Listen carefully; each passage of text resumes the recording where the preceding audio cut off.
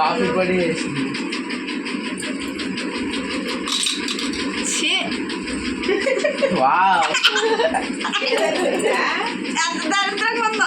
ఎంత worst taste నేను ఎప్పుడూ కూడా ట్రై చేయలేదు, అంత దరిద్రంగా ఉంది. కోల్డ్ కాఫీ చేద్దామని యూట్యూబ్లో బాగా చూపిస్తున్నారు వీడియోస్ అని చెప్పి, ట్రెండింగ్గా ఉంది అని చెప్పి మా వదిలిని అడిగితే ఇలాంటి ఎక్స్పెరిమెంట్లు నేను చేయను, మీరే చేసుకున్నాను. నాకు మా అల్లుడికి ఇల్లు వదిలేసింది. ఇంక ఇల్లంతా చిందరవందర చేసి కూల్ కాఫీ చేసాము.